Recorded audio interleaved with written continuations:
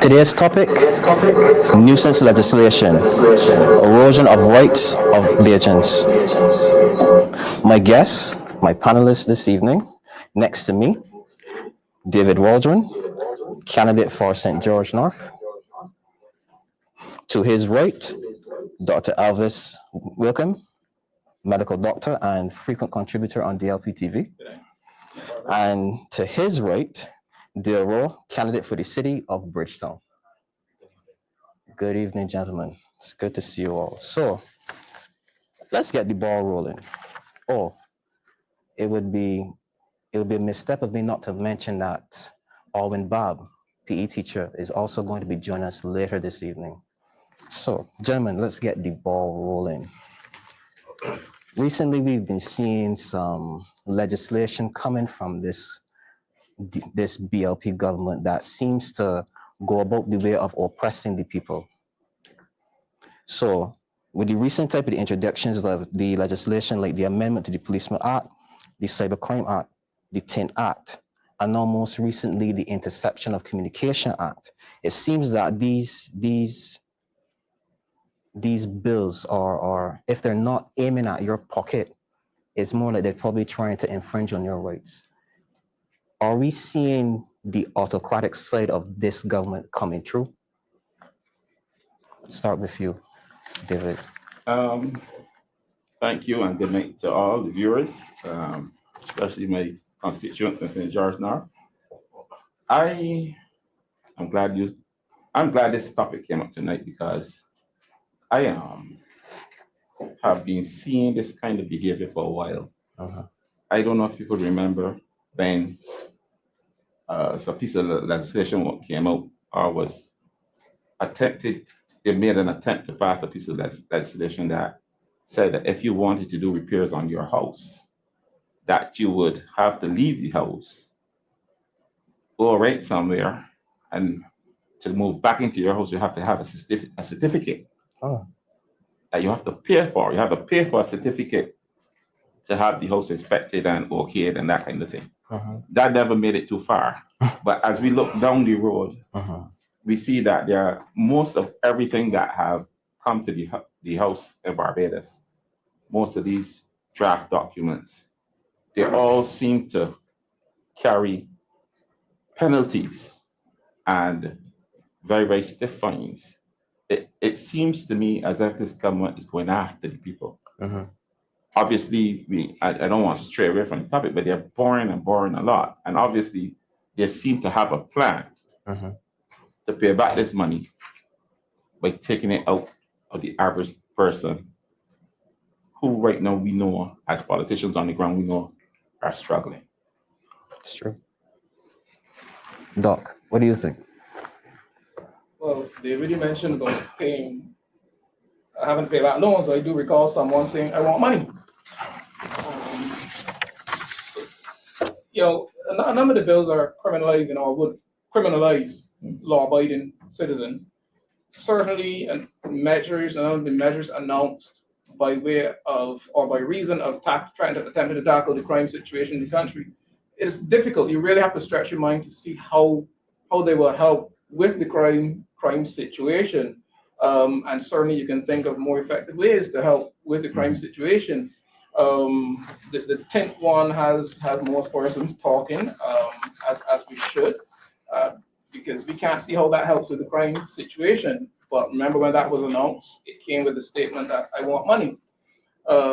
Then you have the amendments to the Police Act, which would criminalize, again, law-abiding citizens. I'm sure we will come back to that later in this discussion. So I will not try to figure out what their intent was.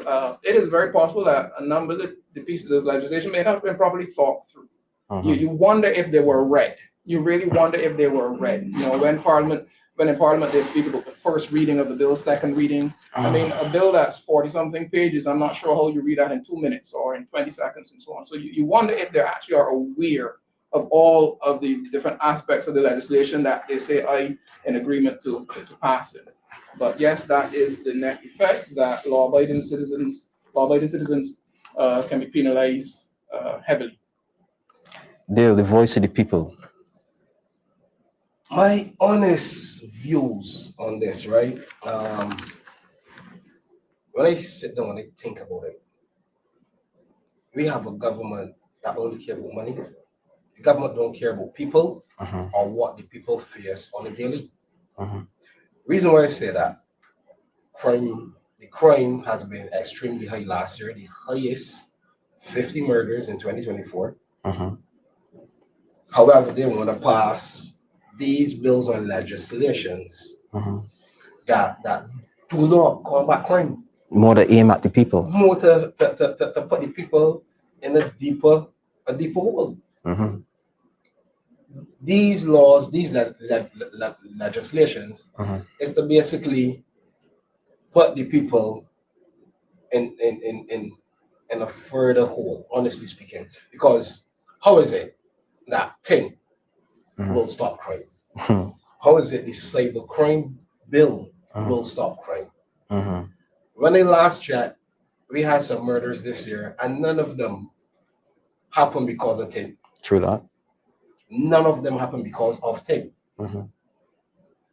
So this government, their focus is to manipulate the people, distract the people, and basically put Barbados in a hole that we cannot get out of. Point blank. So I've listened to the Prime Minister's speech on Sunday, and a lot of fancy words, eloquence of speech. Take nothing away from the Prime Minister. She can speak very well. But inside of her speeches, you tend to hear like a undertone of disdain for individuals who tell her, you know what, you need to go back and rethink this. There is something particularly wrong with the interception of communication bill that basically invades on your privacy. And when it was highlighted to her, obviously by a lawyer who was junior to her, she said, okay, we hear you. But then in the same voice, but when we bring something, the opposition don't want it. When we do this, the opposition don't want it. When really and truly all we're telling you is to go back to the drawing board. This is going to breach a fundamental constitutional right. I would think that someone who is a good leader would listen to persons who might be more informed or who just want the benefit or the good of the bill to come out to help those individuals who are oppressed by crime. But she says one thing, but then her actions show another. Why do you think that is? I can take this one here. I think the Prime Minister of Barbados don't seem to understand that the people of Barbados elected her to be a leader, not a ruler. When the people are not looking for a ruler, they're looking for a leader. They're looking for somebody who is going to make decisions that will benefit them. And over the years, our Prime Minister has been speaking to us as if we are her children. And I think by now most Bajans are tired of it, because that spells the behavior of an autocratic leader, somebody who believes that all power belongs to me. And she's proven to us, the people of Barbados, that all power belongs to her. Why I say that is because people seem afraid to question And criticize. or even criticize decisions that she makes. And that is, for me, particularly disturbing, because as a teacher, I always encourage my students to think through things. But our Prime Minister don't seem to want us to think through things. She seems to want us to just swallow the pill, open your mouth, put it in, and just swallow. Don't ask what the pill is for. Don't ask where it came from. And this is the kind of leader that I see as like behaving like how the communist leaders behave. She has this autocratic way and this ruler type behavior where she speaks to us as if we have no sense. We don't have the ability to reason. I am the boss. I am the person that is qualified to reason. You know, and honestly, there's a lot more to come. There is a lot more to come because I am sorry that it wasn't on the topic this evening, the idea of a cashless society. Because I met some mature adults within my constituency who are concerned that they are going to be disadvantaged by that. And I understand that there's a deadline for Barbados to become cashless. Wow. And that's another topic, I believe, maybe for another time. But anyhow, I am concerned that our leader wants to be our ruler. And she does not want our brains to work. She don't want us to think about what is good for us or what isn't good for us. She comes up with a plan and say, look, bang, I say to do this.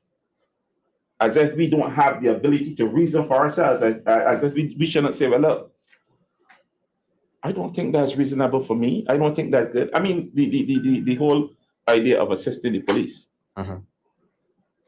Mind you, I will ask one question.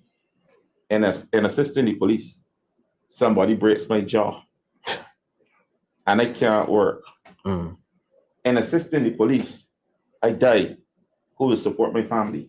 These are questions that has to be asked. You can't just say to people, all right, you know what came up? Why you hear keep coming up all the time? The idea that this legislation was first amended by the Democratic Labour Party in 1975 or something like that. I heard that. I don't know how true. I didn't do my research. But what I'm saying, whether the Democratic Labour Party bought that piece of legislation or not, I still think it is a dangerous piece of legislation because this asks the average person to interfere with the police business. Then, on the other hand, when there's a police going rogue, can we interfere too? When there's a situation where the public sees the police doing something and think that that policeman is going over the line, can we interfere too? You see the other side of the coin. Juxtaposition to it, yes. You understand? So my question is, why are we being encouraged to get involved in police business vis-a-vis the dangers? Police deal with criminals most of the time. I don't want to deal with a criminal. Understood. Especially if that person lives in my community and knows where I live. I still have to go back home and I still have to see that person every day. I don't think so. I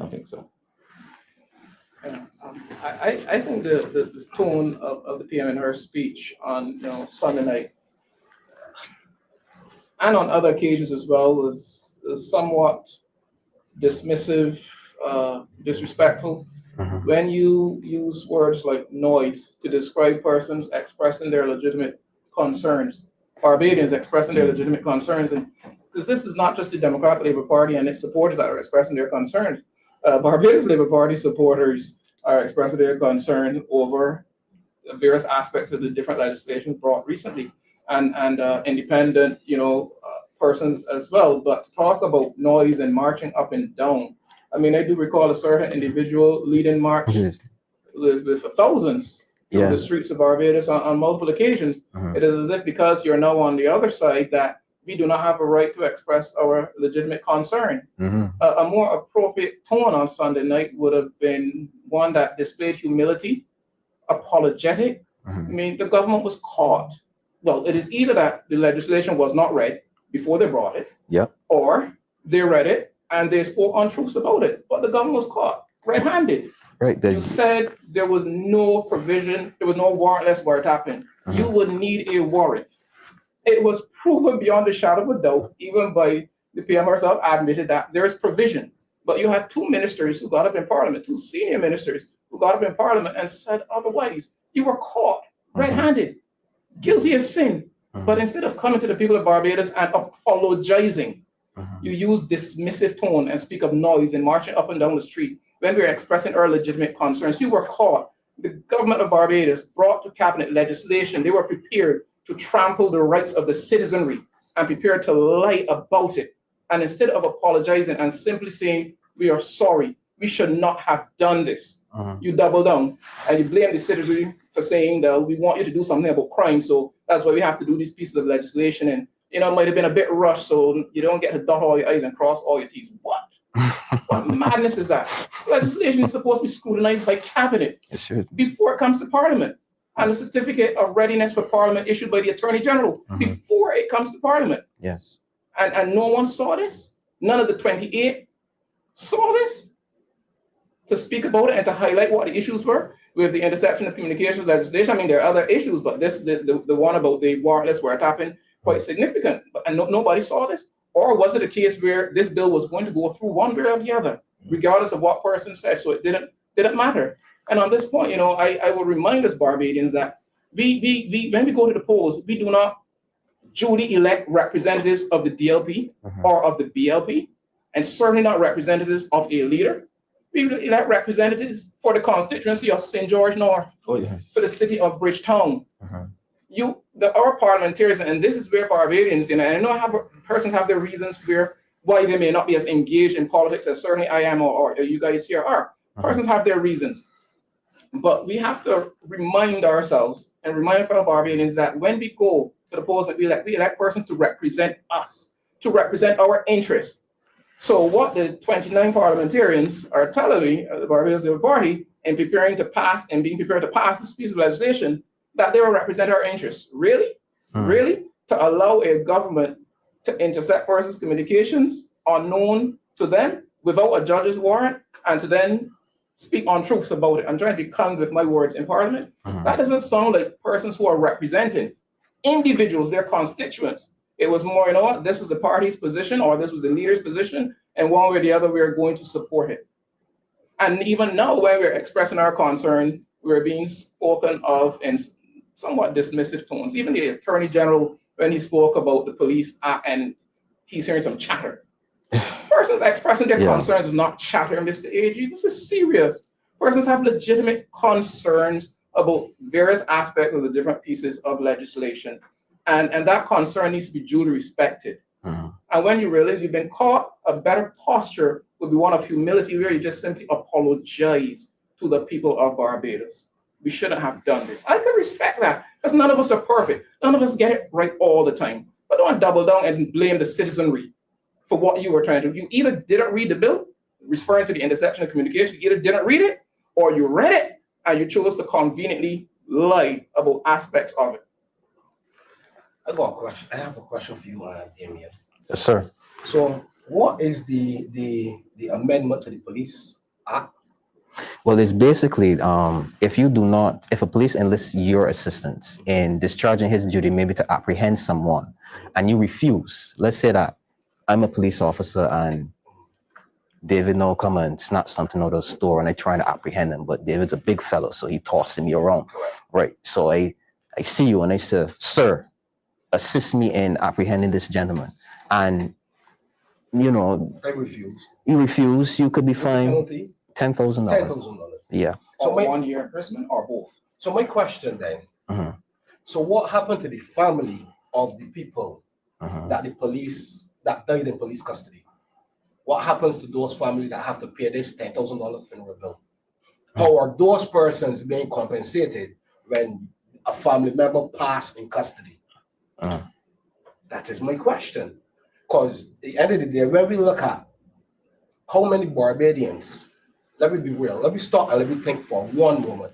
How many Barbadians over the past couple years died in police custody? What happened to the case? What happened to the reports? And also what happened to the autopsy results? My best friend, you get me? But I refuse to go into that. So there are so many people, so many families that have not received any compensation, any kind of compensation. But no, you want us to put ourselves in danger. Mhm. Let me use an example, the city. The police come to carry out their duties, Mhm. ask for some assistance. Let's say me and Doc decide to help you, Damien, Mhm. to arrest David, A big fellow. a big fella. Yeah. You know what happened now? David now controlling at least a portion of that community. Mhm. He's He's a So don. He's a you're an don. officer and you're an officer. Uh-huh. And me that live there, in that area, I help David. What do you think that happened? change your address. Thank you. But what do you think will happen? Barbados is too small. 'Cause you know what I need to happened? send Lucia. My mother house might get burned down. Mhm. My family might get victimized, Mhm. assaulted, Mhm. harassed. Mhm. And what's gonna happen when you go call the police? Because how long the police is that to respond? It's true. So how can I help the police execute their duties? Mhm. I believe that the government should put more funding, that they should got enough police officers, that they don't need me to help them because I'm not trained. Mhm. Point blank. Mhm. Number two, I do not carry a life insurance policy because when we do the statistics on insurance, 99, at least about 95% of Barbadians do not have Life insurance. life insurance, Mhm. health insurance, or no kind of coverage. Mhm. So I go there to assist you. I slip, I hurt my spine. Can't walk. I can't walk. I don't pay NIS because I was always employed just selling Hustling. Fanta. Hustling on the street. I hustle up on the street. Mhm. You, the police officer and the government, when they get David, when they feel real good, he might get employee of the month or cop of the month or top cop. You get me? We get you. And now we got a person in a wheelchair that can't provide for 2 or 3 children. It's true. So the government, again, the reason why I ask these questions, and I bring it from this perspective, because the government Mhm. ain't none of the ministers in the Barbados Labour Party will assist the police to carry out no duty. Ain't none of them. They're too pretty, and all they care about is prancing around like ponies. But you want to be the citizens to assist the police? Well, make it make sense, man. Let me try and compose myself so I can move on to the next next question.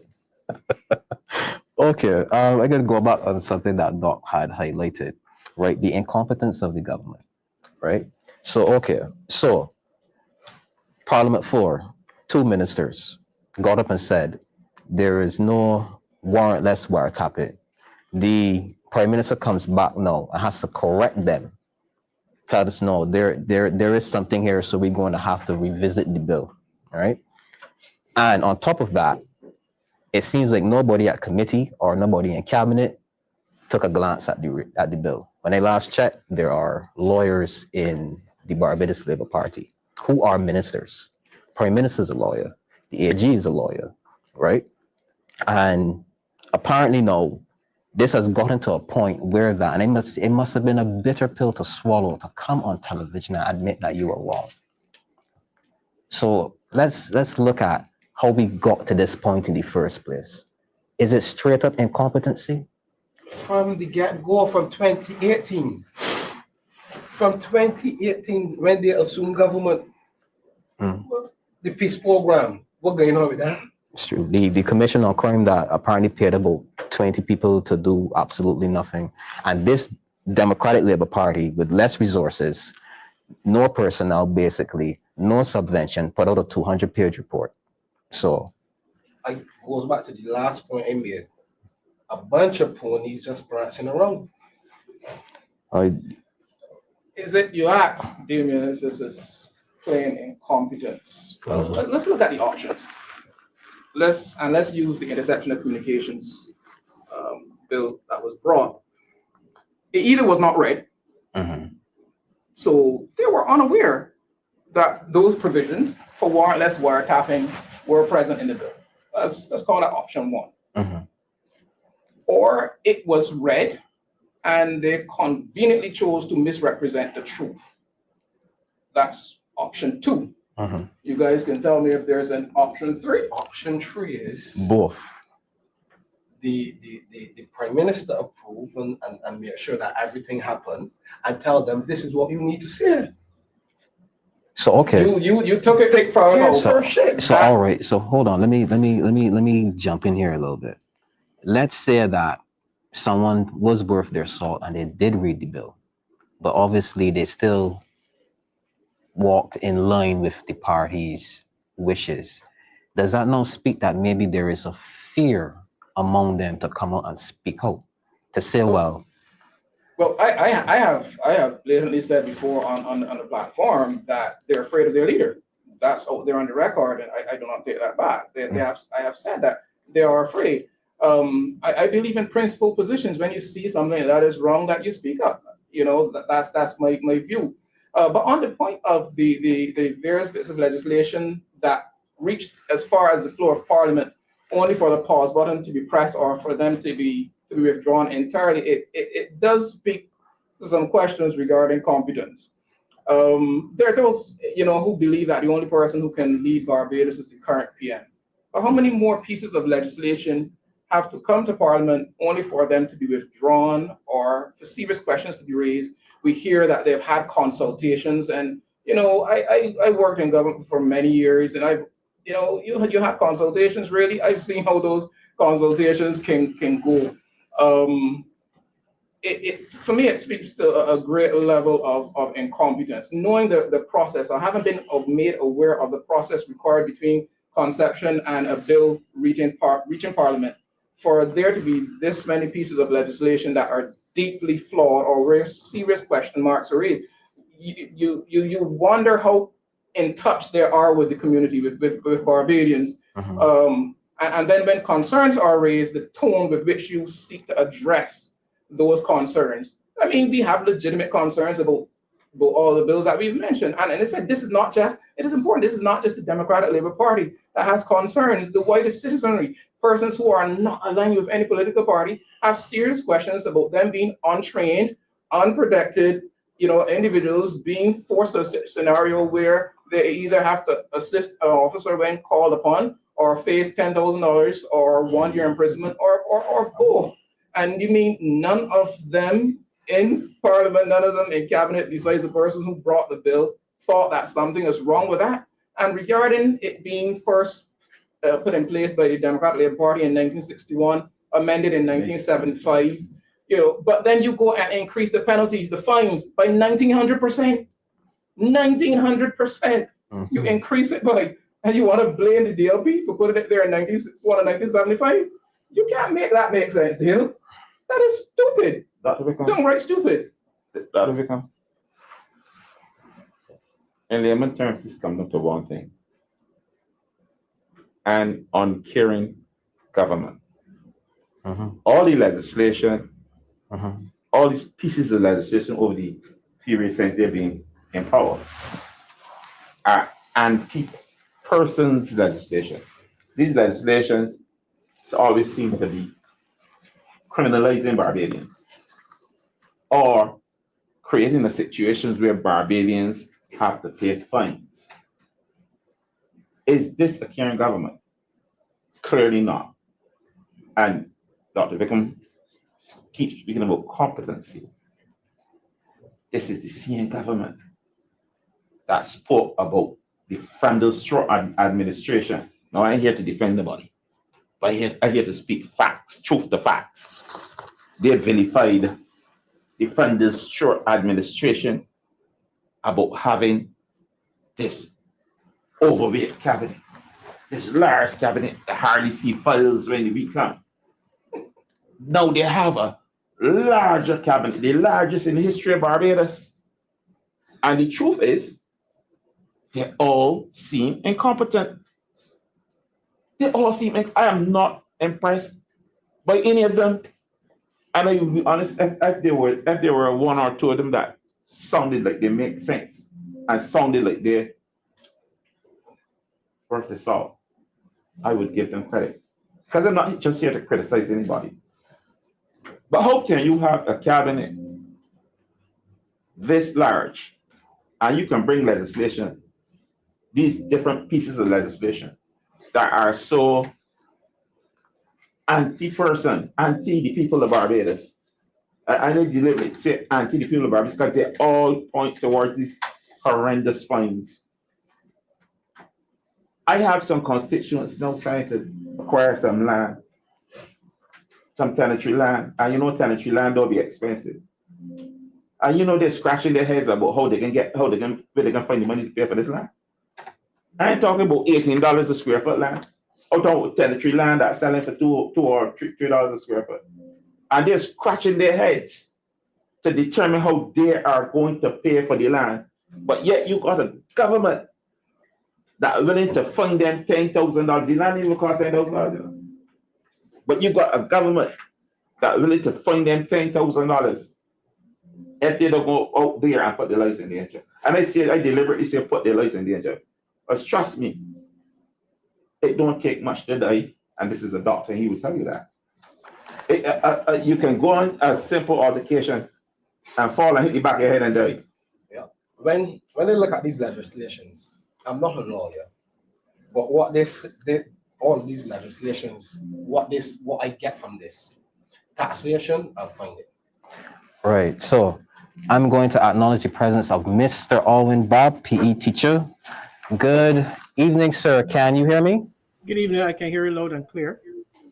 Good to be on with you. You can hear me clearly? He can hear you clear. Just probably just need. I pick up an echo. Right. So, Mr. Babb, I'm going to pose the question at you. We are speaking about this government. It seems like we are seeing so many missteps in regards to how they present legislation that has to be rethink and drawn back and reviewed. And in the sense now where they communicate on the host to the people, they contradict themselves and have to retract certain statements. Are we saying that this government is incompetent? What are your feelings about it? A couple of things. The question would be if they are reading the legislation, if they're taking the time to read the legislation, and if they have read the legislation, are they so afraid of their law are not going to say anything or even point out error, even with the grammar? That is the question. Those are the questions that we have to answer, because it cannot be that we have elected to represent us can look at legislation, come to the house, and then we see a lot of errors. We see the Attorney General on one making one point, and then the Prime Minister coming on the other hand and making another point, contradiction. So I'm saying, and those other persons who are sitting there, they cannot be reading or not be reading.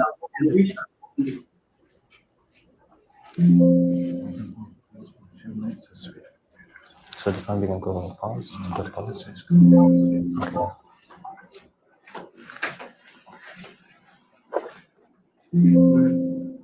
Okay, sir. Appreciate your answer. We're going to take a slight pause for a moment. We will be back shortly.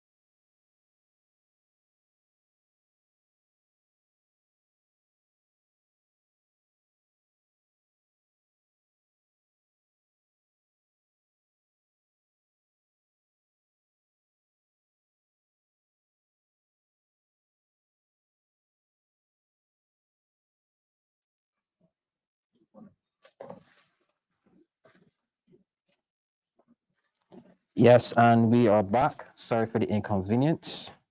So, gentlemen, we're going to move on to our third topic. We was touching on it slightly before, how everyone made mention of it. The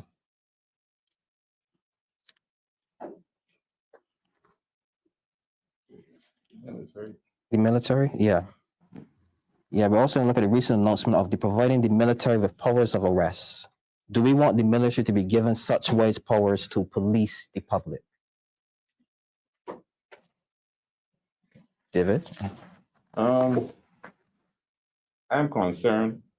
I'm very concerned about the military having powers of arrest. In my mind, I think that if you're going to arrest a person, the first thing you must be able to do is write a statement. Yeah. I know a lot of persons who, and I'm not putting down anybody as an educator. I understand. I know everybody can't be at the same level, but I also know a lot of persons who have gone, tried the police force and failed. And the next stop was the military. The question is, we don't know why they fail. Sometimes they fail because of the ability to do certain things along the line of education, right? Now, when you arrest me, I hope that you can write the right information down so that I can be dealt with fairly. So you're speaking of the procedural aspect. I talk about the procedural aspect of arresting a person, because you can't just downhand a person and just can't train and lock up. It don't work so. You got to be able to produce evidential information and have it in a written form so that my lawyer can come and see why you have been arrested, blah, blah, blah, the whole 9 yards. So, but the reality is, why are we giving the police the powers to arrest in Barbados? Have we Military. arrest in Barbados within recent years? Are there any? I know, yes, we have the crime situation, but generally in societies where there's civil unrest, the army then have certain powers that have to be invoked to help bring the civil situation under control. My question is there a plan for some sort of civil unrest in Barbados? Why are we now creating a soldier that has to now operate like a policeman? And as a citizen, I'm concerned about that. I'm very concerned about it, because I don't know if I really would want to have to deal with the army at that level. I like what the army has been doing over the years. I'm comfortable with the role the army has played over the years in this country. I'm very comfortable with it. But I'm slightly uncomfortable with the idea that a soldier can arrest persons. And not only that, we're looking at arrests on a broad scale. There's no direction to this arrest, if you understand what I mean. There's no, as a soldier, you tell me you can just go there and arrest somebody, but you got to tell me under what conditions can I arrest someone? What does this person have to do for I, the soldier, to arrest that person? So I want to know under what guides, under what directions are soldiers being given powers of arrest. So I think that there needs to be more explanation in regards to that. But I as it stands, I am uncomfortable the soldiers having the powers of arrest in Barbados. I don't think it's necessary. Yeah. As am I very uncomfortable with such, for sure. I mean, Barbados Defense Force, Barbados Police Service, two very different ways of training. Yes. Police trained to deal with the citizenry. BDF, not so much. Currently, what obtains, I believe, can continue. That is where you have a situation and more police need to be deployed on the street, where any BDF soldiers on the streets are always accompanied by a police officer. And that's in that way, instead of two police being together, you're gonna have a police with a BDF soldier or two allowing then for the wider distribution of police across the island. We know that the police service is about 300 or so below complement. Last time I was here with Chairperson of the Commission, Verla, we talked about ways of increasing the numbers in the police service, and that is something that needs to be given serious attention. Why are we still, after all these years, 300 below complement? I think the idea of giving soldiers wide powers of arrest is another example of throwing legislation and throwing ideas at the crime situation that was allowed to slide out of control under the current administration. And now we need to do something because it's gotten really bad, and we're perhaps not thinking things through thoroughly. It's a bad sight. It's a slippery slope having soldiers on the street arresting persons. What this administration has also shown by how they have rolled out a number of measures is, you make a statement like that, this is the space that Barbadians will need to pay very close attention to, because we do not know exactly how they will look to implement that, the specifics of what the legislation would look like, how will this play out? And you're correct, if we do see this in authoritarian regimes, I'm not in favor of it in principle. I am in favor of the situation, as I said, where you have police on the street, yes, going to situations accompanied by soldiers, which is a way of helping police to have wider coverage, but at least the police trained to deal with the citizenry is there, as opposed to soldiers being able to arrest on their own. Yeah, I totally disagree as relates to the military handling police duties. The military is there to defend and to provide a defense for Barbados. You're not trained to handle civil issues. You get me? We need to empower our police officers, give them the relevant equipment, the relevant benefits, because a lot of the police don't have certain benefits to execute their daily role. So we need to, as opposed to moving the powers from A to B, look at strengthening the powers at A, which is the police service. Strengthen them, give them a raise of pay, give them some benefits, and give them the relevant tools that they need to execute a faster system as it relates to responding to the situations in the communities, and give them that empowerment that they need. Well, for me, if I was a police officer, it shows me that this government don't respect me. Because if I can receive a phone call and say, well, they're gonna touch me. So this also then shows that the government do not respect the police force. Alwyn, what do you think?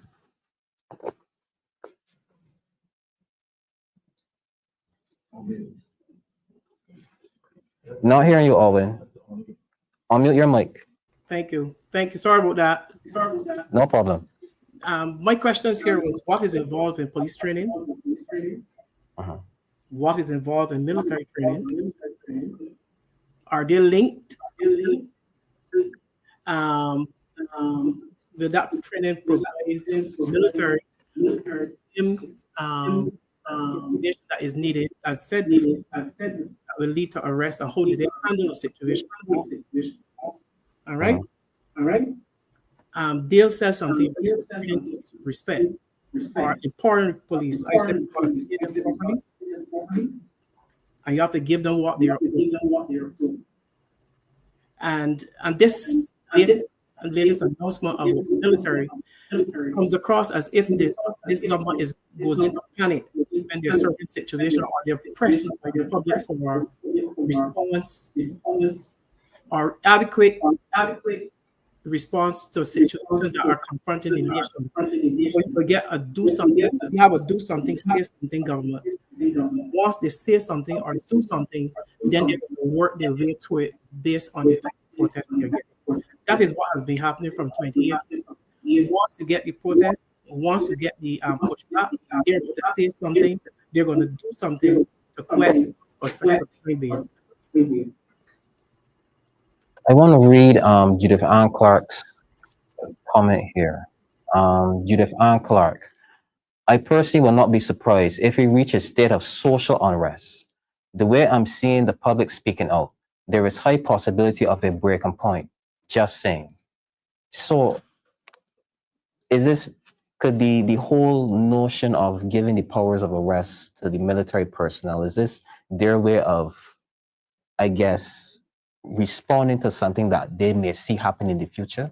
That because of how unpopular they become as a government, that they tell themselves we need to deploy the military onto the people? Sounds kind of autocratic, don't you think? It is autocratic. No. You're basically saying, could this idea of giving the army powers of arrest be because of foresight of something that could happen, right? But I'll say this, for the sake of being called radical, with what this government has been doing since 2018, you don't know what it could lead to. And the fact is that a lot of the things that they have bought, and to me, it seemed as if a lot of things that this government would have bought to the people of Barbados was not born in Barbados. A lot of the things that they bring to us seem to come from somewhere else. And based on that, I believe that anybody with half a brain knows that people at some point will get tired of it. At some point, people would say, look, we had enough. You mean you come to bring this nasty survey to my children? You come to make me move out of my house when you're going to repair it. You come to give me an ID card that then put you all in my bank business, my health business, all of my business can be now seen by somebody in a government position. You come to make me spend money to remove tint off my car. You come now for me now to lock me up or charge me or fine me $10,000. Ever police find yourself in a difficult situation and I don't help him. People, these things that are buildup of any kind of toxin in the body, what would it do? Would it make you sick? More certainly. Because this is toxic. But Dave, yes. But if you're coming around me and I say stop, and you're being a complete nuisance, at some point in time I am going to break. So if there have been a nuisance for 2018, then they should expect we're going to have a breaking point, or the people are going to have a breaking point. So there's putting policy in place just in case. But you can't be a nuisance all the time and expect people to respond. True. So they're taking us there. Appear so, because if you're taking us there. There's something different, something incomplete, confusing me with legislation. I can't do that. I'm going to do this. I'm going to charge for that. On top of not being able to pay my bills, on top of not being able to buy food, support my family. What are you doing? Doc, what is the government preparing for? What do you think they're preparing for? I'm no prophet nor am I a mind reader, so I can't tell you what the government is preparing for. What I could tell you though is yes, I agree. I could see a situation where persons decide that they've had enough. I mean, I would encourage and continue to encourage persons. Let us use the tools that we have as we're doing and speaking out, getting in the ears of our representatives, because we all live here. We don't want our society to decay to social unrest. We have to live in this space. But there's no doubt we are seeing things that are extremely concerning. Let us continue to use these means at our disposal, continue to keep noise. We have one representative in Parliament speaking out against the government, but there are many more on the outside. 30 out of 30 was not 100%. 29 out of 30 is not 100%. Let us continue to raise our voices on the outside and let this government know that you cannot continue to thrust these various laws upon us with impunity, as if our thoughts, feelings, and concerns don't matter. And then when we raise concern, you are very dismissive in your tone. You can't even muster a half of an apology when you clearly been caught to not be speaking the truth. So let us continue to speak out and agitate. We elect representatives for our constituents. We do not elect representatives for the Barbados Labour Party, the Democratic Labour Party, or for any individual leader. But we have to watch things very carefully.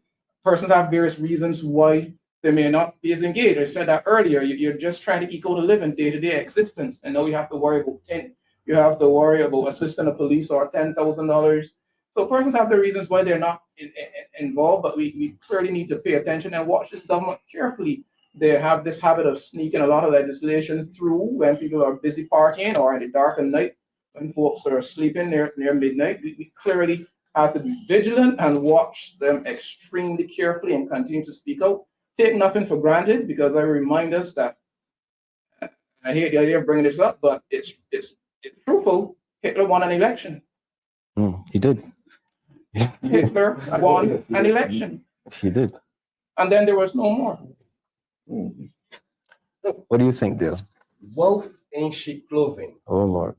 When I say wolf in sheep clothing, let me break down everything. Let me tie everything together. Wolf in sheep clothing. Cost of living is high. Gun violence, crime rate, everything is high. So then now we have the government that only focusing on legislations, taxation. So when I say a wolf in sheep clothing, first point, $8.50 an hour was the minimum wage, and persons were working 24 hours a week, which is the minimum amount of hours. 40. No, 24. Minimum amount of hours, which is 3 days. Mm. So persons working 24 hours a week at $8.50 only making $204. But then now when the government wolf in sheep clothing, when they move $8.50 a week, $8.50 per hour to $10.50 per hour, what employers did, as opposed to you working a full 40-hour shift, the employers use the law to their advantage. Give you a 24-hour work week, 24-hour work week with $10.50, equivalent to $252. So technically, on your pay raise, you're only making like $48 extra. So the reason why I say that, the government raise minimum wage, cost of living automatically will go up. So a wolf in sheep clothing. So when cost of living automatically goes up, what do you think will happen? More taxes. So then a wolf in sheep clothing again, the government focus on thing. So you're gonna take police from doing police work to police car windows. So we're gonna treat every law-abiding citizen as a criminal. Rather than focusing on window tint or windows or windshield, why not have the police do proper police work? There are so many communities that you can go and raid, and you can find guns, you can find drugs, and you can find the whole 9 yards. But you want to dispatch police to harass people stopping them with things. So wolf in sheep clothing. That is a ploy to get money. Raising the minimum wage from $8.50 to $10.50 a ploy to get money, automatically inflating the cost of living, more taxation. In addition to that, you can move the police to put them to manage the thing, and then now you can use the military to do the police work. Backward behavior. Don't make no kind of sense at all. So again, wolf in sheep clothing. So we need to focus. We need a government, which is the Democratic Labour Party, will then focus on real legislations, real things to combat crime. What have the Barbados Labour Party put in place for we to combat the guns that enter in our port, the mollies that enter in our port? But they want to focus on tin. They want to focus on tin. And how was the other one called? Mr. Lawyer, sir? Which one? The communications one. The intersection of Come communication. again for me, man. The And intersection you of. want to focus on that? That don't make sense. Have we got real pressing issues in Barbados today? Mhm. Yeah. And we haven't said it so far, you Mhm. know, but aside from the fact that you lied regarding spying on persons without a judge's warrant, that's been a proven lie. Barbados has a sordid history with warrantless wiretapping. Oh, yeah. From my vantage point, I've said that it didn't go through the law court system to the extent that in a way it should have. But let's not forget we have a history. They're a well-known history. So persons are extremely concerned because they're in the mid first generation, 21st century, 21st century. We had a case where wiretapping was taking place without judge's warrant, not for suspected criminal activity. You know, persons were being surveilled basically because they were political opponents and other reasons. So, you know, when government brings such talk about that legislation again, with that history, you know, persons are extremely uncomfortable, uneasy. And then when you look at, if you were serious about fighting crime, the main legislation that they should have brought, the time that was spent on tint and wiretapping, from my vantage point, should be anti-gang legislation. The anti-gang. Why has there been no attempt to bring anti-gang legislation? It is, most persons would agree with me, it is unlikely that the 16, 17-year-old running around shooting persons are the individuals who brought the guns into the country. Why no anti-gang legislation to run the thread all the way to the top, see where it goes? I said last time I was here, I wonder how high it goes. But that's something that you could bring, and as Senator Worrell said yesterday in the Senate, if it is well put together, you know, well constructed, reviewed, and doesn't infringe on persons' right, if it's a well laid out bill, it is something that the Democratic Labour Party would support. Opposition leader has been calling for anti-gang legislation for quite a while. If you are serious about crime, let's get that, because the ones using the guns are unlikely to be the persons who are bringing them into the country. Are you not interested in finding out how the guns are getting in? Well, maybe you already know. So let me read Charm Jardines' comments. The removal of tint is to allow the facial recognition cameras on the highways and byways uninhibited views into vehicles. Nothing to do with crime, surveillance state loading. That is how that particular commenter feels. Are we this close to being a surveillance state? Babb, I can throw that question at you. Do you think that the current actions of the government are pushing us in the direction of a surveillance state? If you go back, if anyone has the initial discussion on tint, when it was declared by the Prime Minister that you don't want to lock up anybody, you want money. Last year. Because, and then once the debate started, and people became annoyed about it, then we heard it was a request by the police. Yeah. So although there are persons like or one of our listeners to come up with theories about surveillance and other theories, conspiracy theories that we are having. But I know the initial focus was getting money. That was what we were told. Nothing about crime was mentioned. I didn't want to lock up nobody. You want money. So I am saying, we need to see the vehicles. It is something that they can see clearly in the vehicles. But the initial stages we have to remember is what the Prime Minister said at the outset. Money. So right, Bob, so I'm going to stick with you on that. So should we call it what it is? Is the tint law a tax? Basic attacks on the Barbadian? Yes, it is. It's another tax, another way of getting money from persons. Because if you have set up a removal date of September 1st, and there are so many vehicles in Barbados tint, and that they're coming from the suppliers with darker tint than what we were saying, then you're putting the public at a disadvantage and increasing your chances of collecting money. Not jail terms, but collecting money. Right. So, okay. So, Uh-huh. as it relates to the thing, Yes. we have persons on minimum wage. Yeah. Making a $2,000 salary. Mhm. They qualify to get a 100% QR loan from financial institutions. Mhm. They receive this 100% QR loan. When they go on the QR law, they would then realize, well, these are repossessed cars. And all of the thing. Mhm.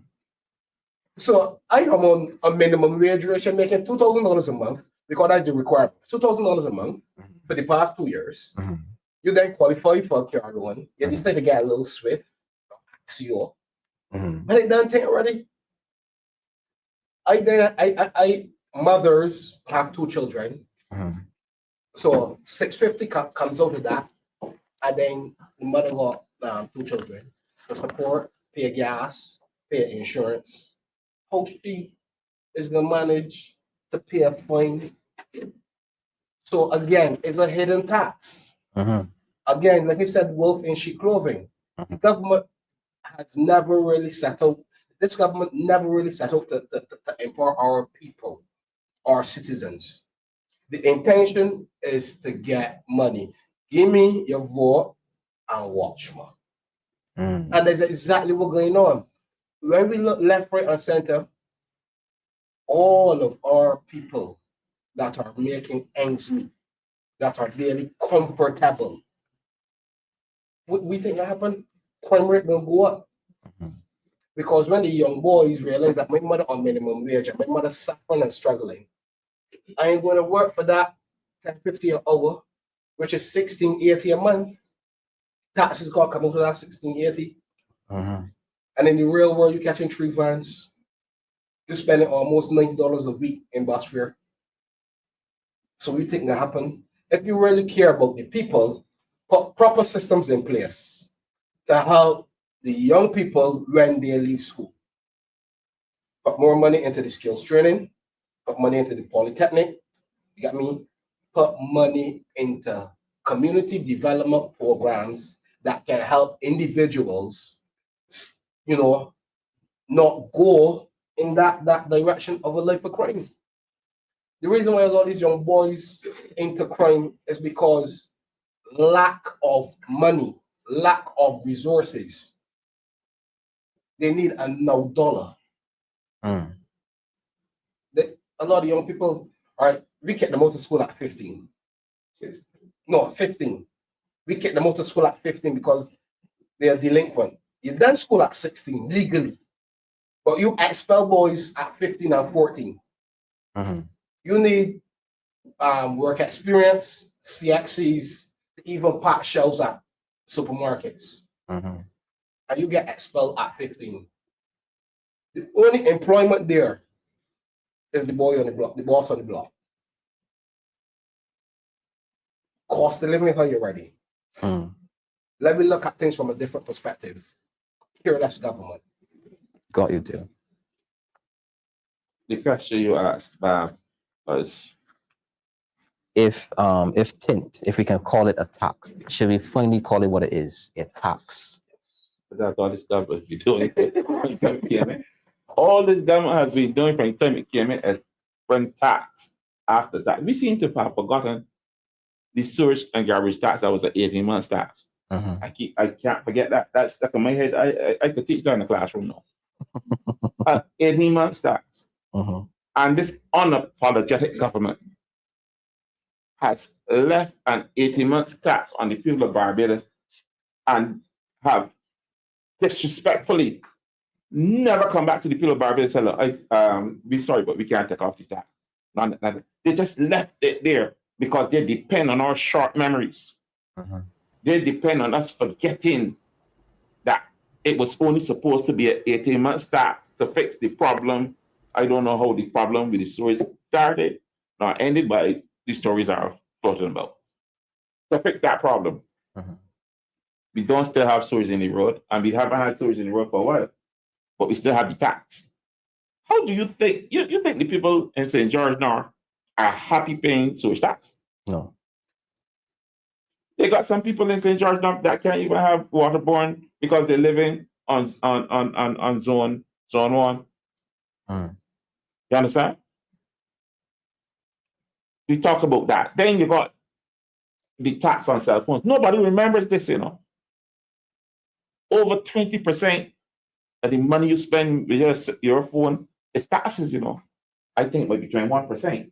I'm not sure. But these phones are heavily taxed. Mm-hmm. Heavily taxed.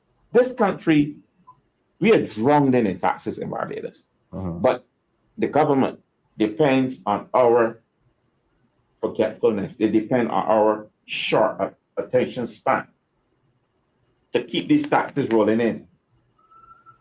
The 18 months tax is still there. The cell phone tax, which the Democratic Liberal Party did raise taxes on cell phone, but this government came back and raised. They talked about it. They spoke about it when David Thompson raised the taxes on cell phones. But they came and add a lot more onto it. Mm-hmm. What about the 2% tax on online purchases? What about the 2% tax on online purchases? You're cooking with gas, yeah, Bob. You're cooking with gas. That's the reality. When you look at what is happening to the people of Barbados, we are being taxed. One time we will say out of our shoes. We don't basically being taxed out of our underwear. We are so heavily taxed in Barbados. And this government depends on us getting that she has. I remember the marching up and down over the NSRL. Yeah. You remember that? Anybody remember that? Yeah. The Grand Old Duke of York, he had 10,000 men, he marched over down the hill, blah, blah, blah, blah, blah. The reality is, though, we got what the female Duchess. We got the Grand Duchess of Barbados now. Huh? She has riddled this country. You know, there's the guns. You know about guns? There's the little 1-shooter, 2-shooter. She riddling taxes like automatic. The taxes coming. You can't even hear how many. You can't even count the amount of taxes because they're coming so fast. This lady is killing Belgium with taxes, and she's so uncaring. She's so uncaring. She ain't only killing with taxes, you know. She no turning around and killing me with fines too. So we dead with taxes. So how many times did I die? Because I'm trying to figure out. You kill me with taxes. And they bury you with fines. Kill me with fines. No, bury you with fines. This is a dead country because we have nothing for ourselves. Let me show you something. It's getting worse. Because if we go to a cashless society, every transaction will cost us money. True. I was talking to an old lady. She asked, so how are you going to live if there's a cashless society? How are you going to live? But I don't even know how to use a cell phone. I don't even know how to use a tablet. How are you going to live? So you mean tell me that I got to depend on somebody to spend my money? Am I nobody anymore? I was very proud of her when she asked me, am I nobody anymore? Because here we are not taking stock of the fact that everything this government is doing is about taking away the rights of Barbadians. Facial recognition cameras. Did we have any discussion on that? Did we have any consultation on the facial recognition cameras? Dictator. No consultation on facial recognition cameras. The digital ID.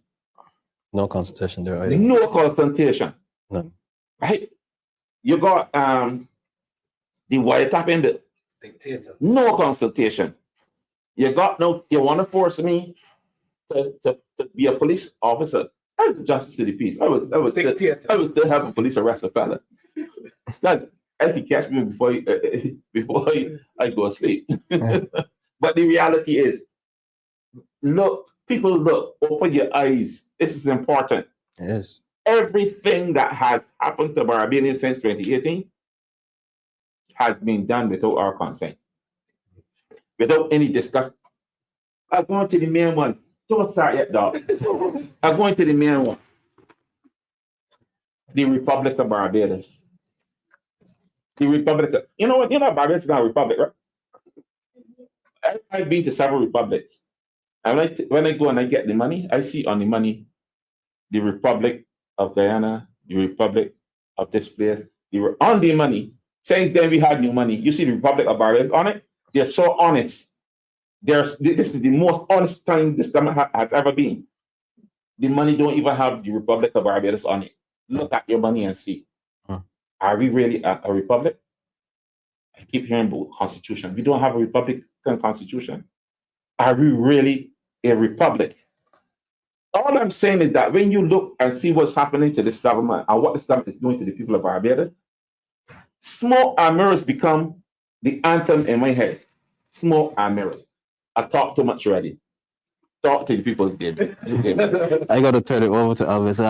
I have to let him have his say. Elvis, all at you.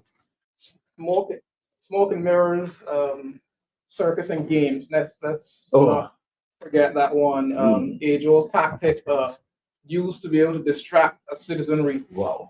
The Romans did it way back. Circus and games. So you come up with things to distract people away from what the real issues are. But persons felt realities. There's no getting away from struggling to make ends meet. There's no getting away from over $70 in bus fare a week. There's no getting away from that.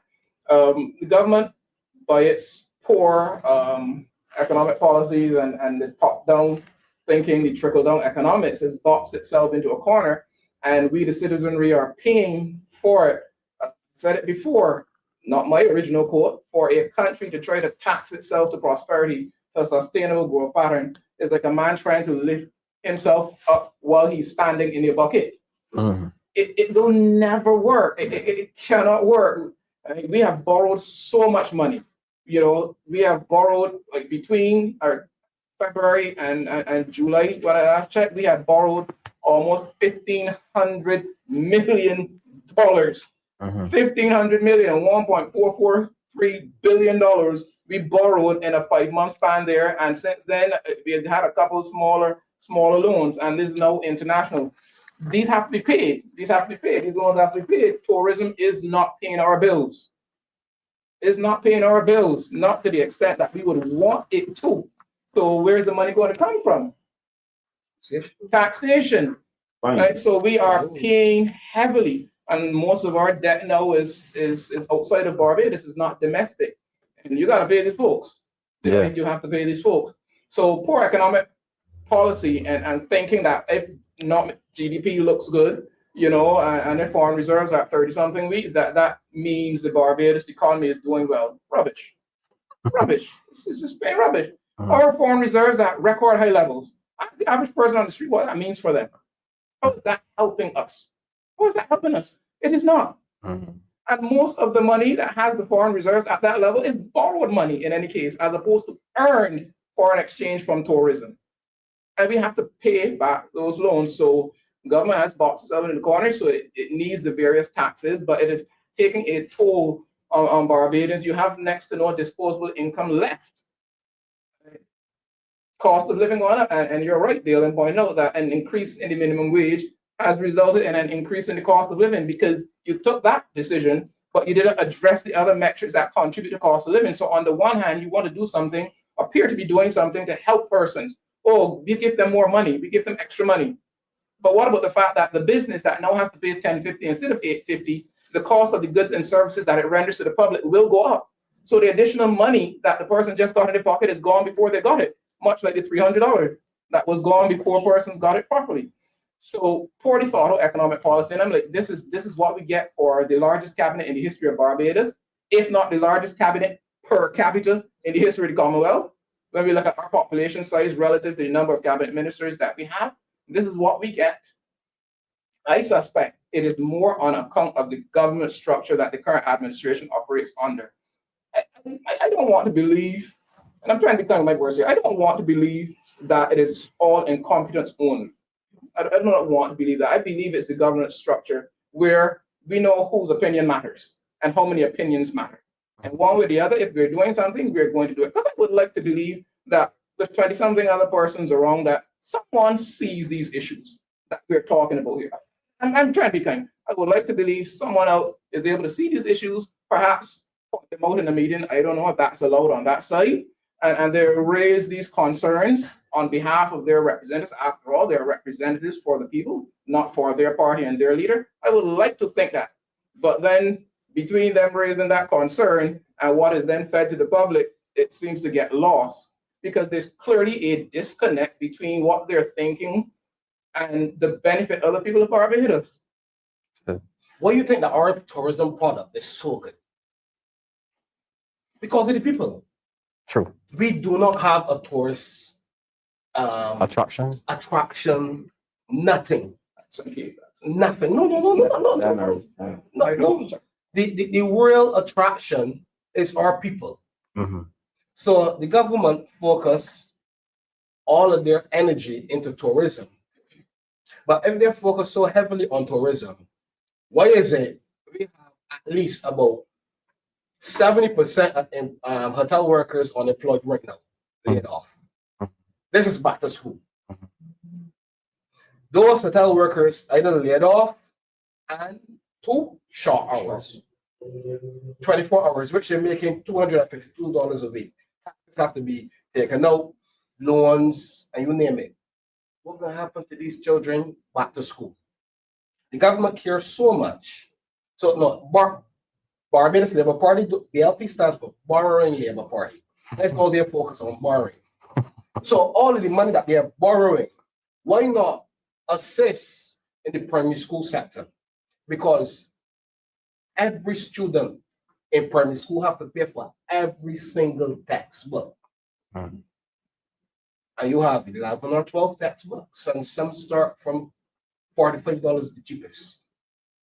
And then we have persons that are on minimum wage, unemployed, underemployed, and the government focusing on the cyber bill thing and a lot of nonsense.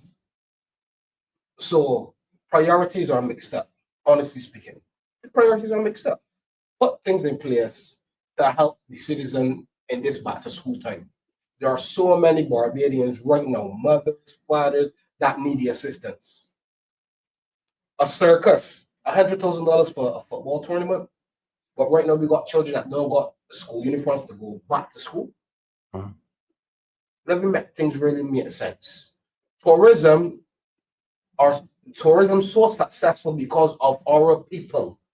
Check the TripAdvisor. So the hoteliers making the profits because they're gonna charge you service charge on South Coast hotels. Collect service charge and don't pay the employee service charge. The government should look into that. Sure. And this is not hearsay, this is proven statistics. I have the data as it relates to that. So of course hotels don't pay a service charge. West Coast hotels will collect service charge and then disperse it amongst the staff through the point system. However, so of course we'll collect all that service charge and then utilize it for breakage and profit and all other things. So that is what I have to say as it relates to tourism, because we mentioned it. Yeah. David, you wanted to say something? The Borrowing Labour Party doesn't. This is Borrowing Labour Party. I'm trying to get the name right. The Borrowing Labour Party. Borrowing Party. Back too. Borrowing Labour Party. My question is this. I keep hearing about borrowing. When I borrow and I don't pay back, my collateral then is engaged. And if I can't pay back, my collateral goes. It's not mine anymore. For all the borrowing that we have in Barbados, I'm not an economic student. What is there collateral? These people, are we so trusted that we can just borrow people's monies in these large amounts? And when we default, is it cool? Is that cool? That's how it works? I just want to know. I wish we had some economic skill, because we ain't got no airport now to give away when we can't pay it back. We ain't got no seaport now to give away when we can't pay it back. We ain't even got the land at Jamaica to give away when we can't pay it back. We ain't got no Harrison scale to give away when we can't pay it back. we don't have no our some point facility to give away when we can't pay it back. Everything gone. Everything gone. Basically, all the collateral, as I would call it, that we would have had over the years. The National Bank gone. What do we have? What do we have now that we can exchange for the money that we can't pay back? Consultants. The people, Are we going now? I like that. Are we going now then if we default on our loans? Can we give away some of the consultants we have? Out the couple 100,000 consultants that this government is paying, right? I mean, I might be wrong. The number might be wrong, but what I'm saying, I am seeing a desire. I've been a businessman for most of my life, and everything that is happening on a economic basis in Barbados looks like a disaster to me. That has happened or is happening. Because I have never had the privilege to borrow without limit. I wish I had. But maybe I'd be in prison all day, no, anyhow. But to borrow, I can't pay back. When we get to the stage, to the point where we can't pay back, what is going to happen to Barbados? That's my concern. I think that's the concern of a lot of Barbadians. Because the borrowing, in my mind, seems to be a little bit out of control. I think we really have reached the point. We must have reached the point by now. This is the most money ever borrowed in the history of Barbados. There's no other government in the history of Barbados ever borrowed this amount of money.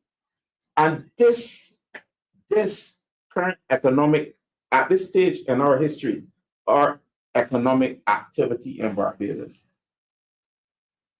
is not robust. We don't have robust economic activity in Barbados. So, to me, what is obvious is that we are going to default.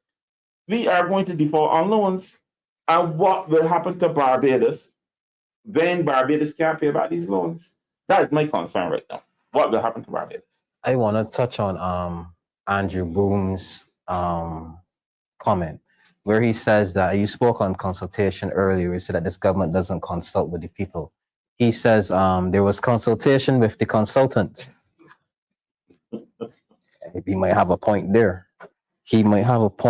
So, gentlemen, I want to shift gears now. And we touched on the cybercrime bill Tuesday, right? But some of you gentlemen probably haven't had a chance to talk about it. So, we up to speed on what's going on with cybercrime bill. We had the Prime Minister walking back what was said on the floor by the AG and the Minister of Home Affairs, where they said that there is no such thing as warrantless tapping the cybercrime bill. My bad. The cybercrime bill. Yes, this is where now we're talking about individuals who are going to be punished $70,000 for making something as simple as a meme against an individual. If you check section 20, it speaks about cyberbullying. Now, in regards to the constitutional right to freedom of expression, this kind of runs the foul of it, doesn't it? I think so. The cybercrime bill highlights something for me. A government of crybabies. Why I call them a government of crybabies is that if you're playing rugby, right, you got to expect some hard tackles. In 2017, leading up to 2018, 2016, 2017, leading up to 2018, the Fanus administration had some hard tackles. This said government had memes on Frondel, left, right, and center. But it seemed as if they can give, but they can't take. And based on the fact that they can't take now, they want to shut down anybody that seeks to criticize anything they do. And in my mind, the cybercrime bill in my mind, it's just a bunch of crybabies who don't want anybody to criticize what they say or do, because somehow they deserve special treatment. They are pedigree people, and they deserve special treatment. So my idea in that whole cybercrime bill situation, that it's childish, but it's dangerous. Because these ridiculous points again is anti-person, is anti the people. Yeah. And come on, people that can hardly get a water bill paid, how you gonna find them $70,000? That means you're gonna lock up the people then.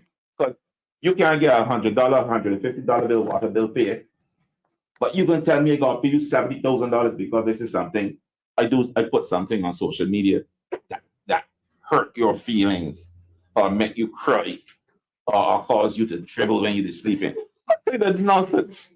You know, this is nonsense bills from people who behaving like little children, little kindergarten children.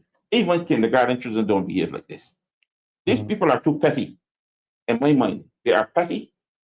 And this bill is a petty bill, but it's a dangerous bill. A bill of retribution. It's a dangerous bill. There are aspects of the cybercrime bill that, you know, many persons can agree with. We've seen how, you know, the internet can be used as a space to do a lot of wicked things. Yeah. That said, it doesn't mean that the provisions that concern the aspect of the bill, the other aspects of the bill that concern persons ought to be dismissed, because one of the things you will hear from the government is that you don't want us to protect people. You don't want us to protect people in the online space. You don't want the police to be able to do a job. That's the counter you're going to get. And I go with what Senator Worrell said yesterday. If you bring bills that are properly drafted, wide consultation on the draft bills before they are brought to Parliament, then perhaps we could have a bit more agreement on key aspects of the legislation. And I'll correct something you said regarding the cybercrime bill. Maximum penalty after Joint Select Committee hearings and after a mysterious trip to the FAR, maximum penalty was moved in the final report recommended from 7 years to 10 years, and from $70,000 to $100,000. So we are faced with, if it's proclaimed, 10 years max, 100,000 max for something. Sometimes it's them that's hurting somebody's feeling, even if what you say is truthful. Because that's the difference in terms of cybercrime legislation that they propose versus libel that existed before, where the defense against libel was truthful. True. With this cybercrime bill, it doesn't matter what you say, whether it's truthful or not. Truth is not the issue. If I post something that offend you, Damien, that your feelings are hurt and you start crying, you can bring a case against me. Right? And I could be facing serious time or serious money. So, but we're not against the principle, the idea of protecting persons and putting measures in place. But this bill so concerned many Barbadians that a group of Barbadians went as far as the American Human Rights Commission to share concerns to about said legislation, because you are, when you go that far, where it doesn't matter whether what I'm saying is truthful or not, it is that I hurt someone's feelings. You're imposing serious penalties on the citizenry for that, and particularly after persons in those joint select meetings, committee meetings, raise concern for the government to double down and go from 7 years to 10 years, $70,000 to $100,000 in response to persons' concerns about that bill. What does that tell you about this government? We raise concern, and the government say, "Oh yeah, I got time for you." 10 years. 10 years, not 7. Keep your mouth shut. Yes, Dale. Honestly, right? This is a dictatorship. Do as I say. Don't say anything about it. That is what I get from this cybercrime bill. Reason why I say that, right?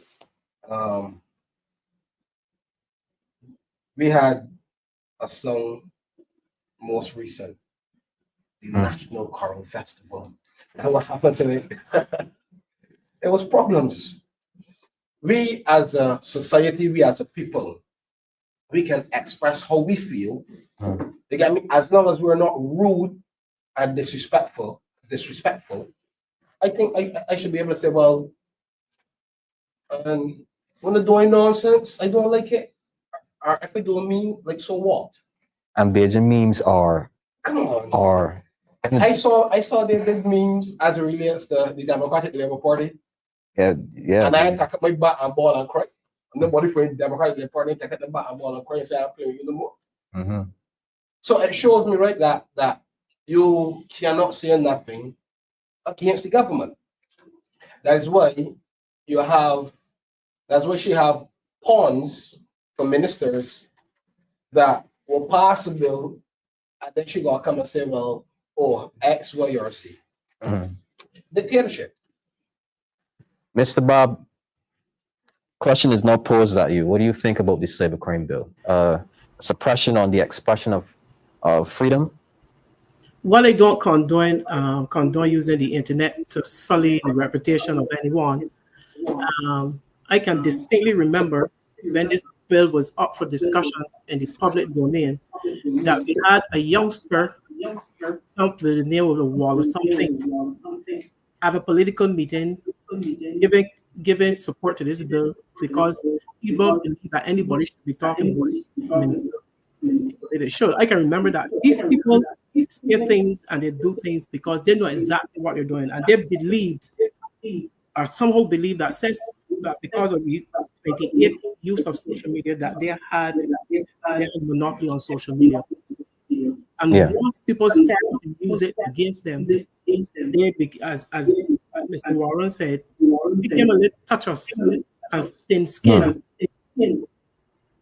So I'm saying that yes, aspects of the bill where it comes to assaulting and sullying the reputation of others, that should be looked at carefully. But the way that they went about it, it was to protect them own skin. They wanted a monopoly on social media.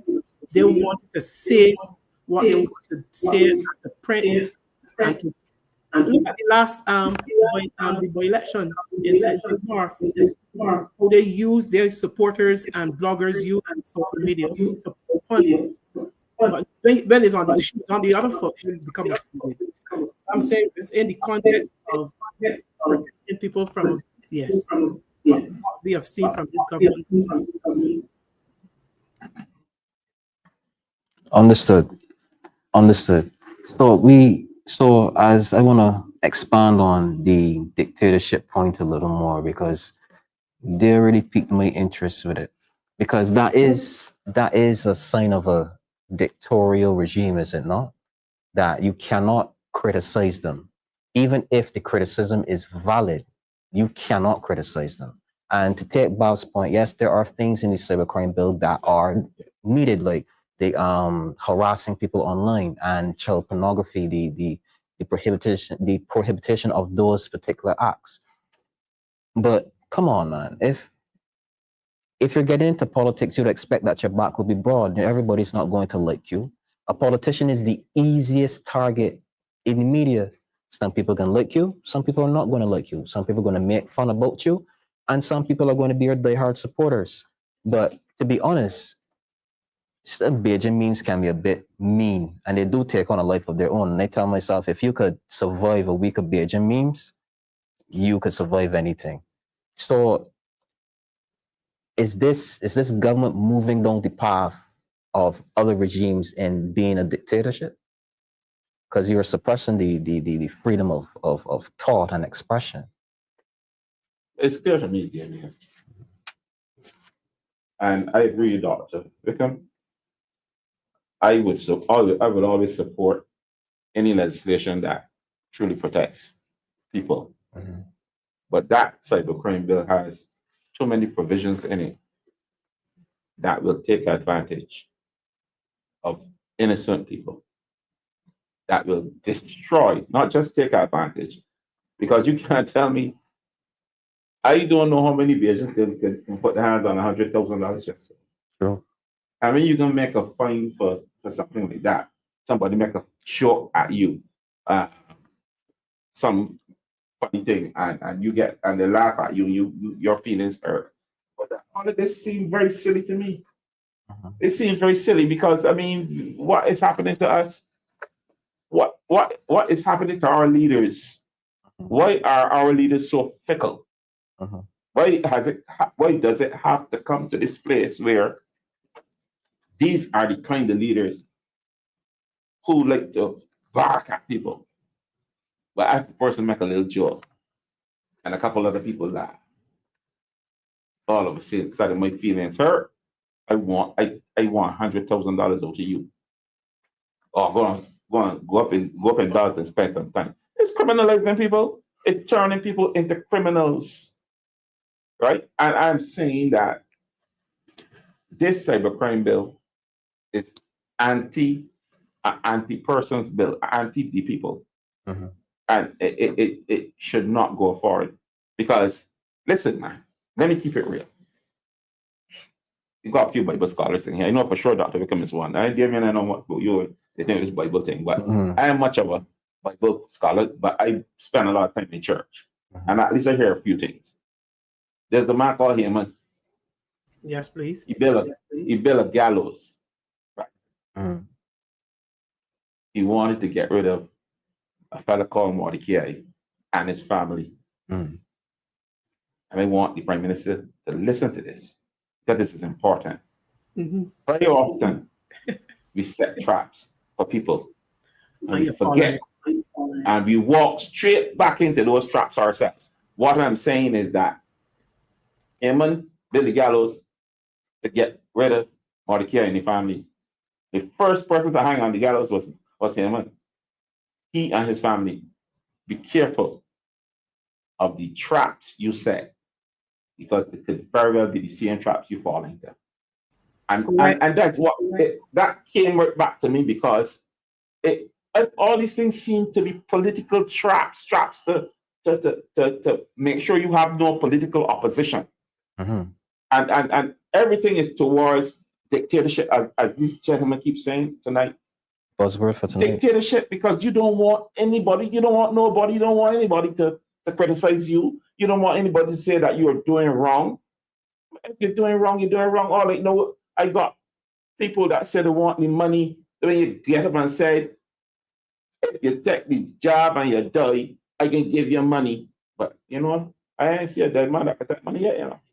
But that is a silly statement that the Prime Minister of Barbados could have made, and everybody sat back and said, well, she's a good speaker. She could talk good. No, a good nonsense. You think I could go and make a statement like that and I don't get run over the Democrat Left Party? You don't get run over Barbados, Warren. You get run over Barbados. But that's the way it comes down to. A Prime Minister could get and make a silly statement like that, and it's okay. It's okay. I'm saying that we're in a bad place right now. That's my opinion. But it does not mean that we shouldn't stop. We shouldn't keep fighting for the people of Barbados. Because they are family, they are friends, they are colleagues. We got to fight for the people of Barbados. The Democratic Labour Party has to keep the fight up for the people of Barbados. Because right now, we are among the very few that are fighting on behalf of the people of Barbados. Let me hear about Bob say. We hear about Officer said. Bob, it's not you. Yes, Warren. I can agree with you that when you set a trap, you have to walk right into it yourself. And I was there laughing because I know of that story from childhood. And for this government to be, and again, we're talking about collecting money as tint, and you can move from 70,000 to 100,000. Is it looking at easy way? How easy? How can we collect money easy?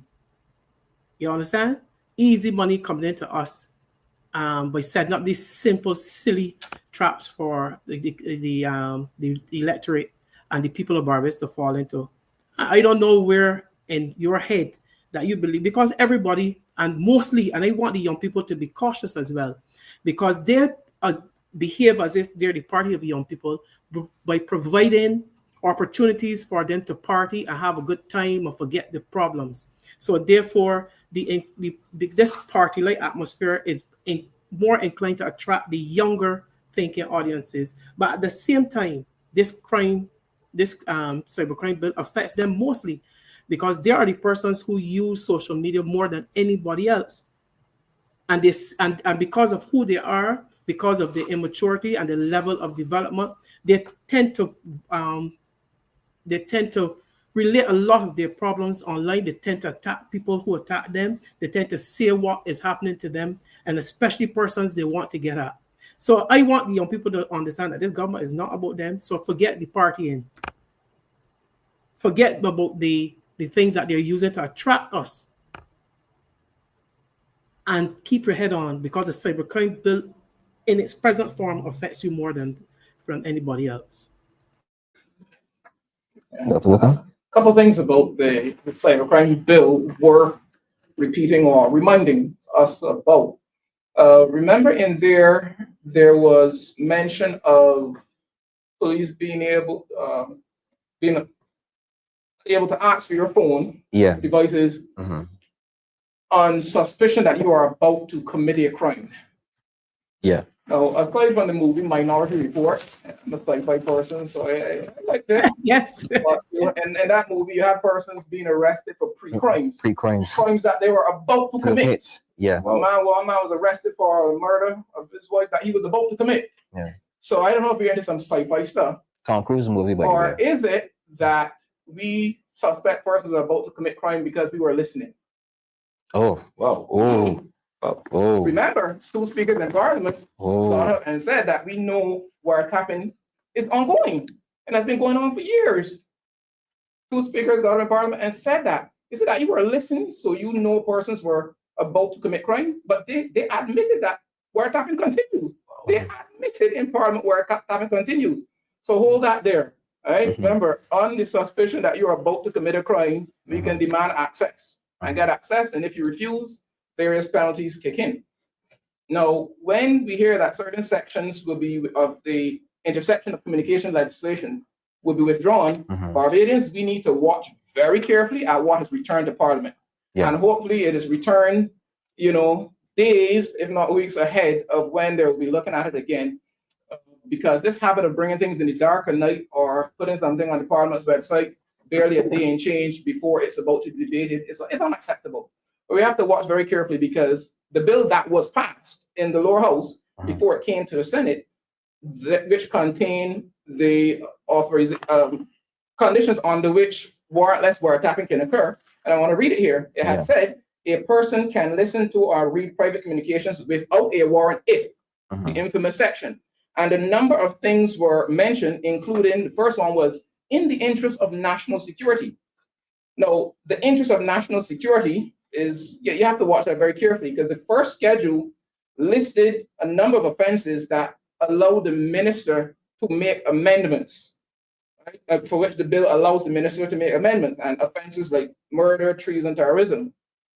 An offense for which the penalty, and the 15 of the 16 offenses for which the minister could make amendments was an offense for which the penalty on conviction is imprisonment for 10 years or more.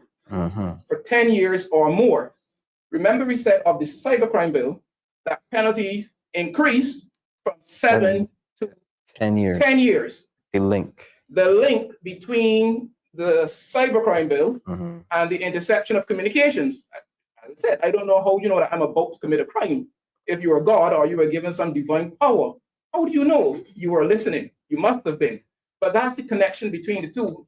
So as I said, we have to watch very carefully what is returned to the people of Barbados to see how they treat to these. I'm sorry, we've been burnt. I can't just take your word for it that we are going to remove, and tweak. I'm not convinced that you're going to address all of the concerns that were raised that you see as chatter and noise. So Barbadians, we need to watch very carefully at what is returned to Parliament. And I agree with Senator Worrell again yesterday that it needs to go to the Joint Select Committee on Governance. It really needs to, before you go anywhere near being proclaimed, etc., because there's serious issues. But you had asked about, are we tending towards dictatorship?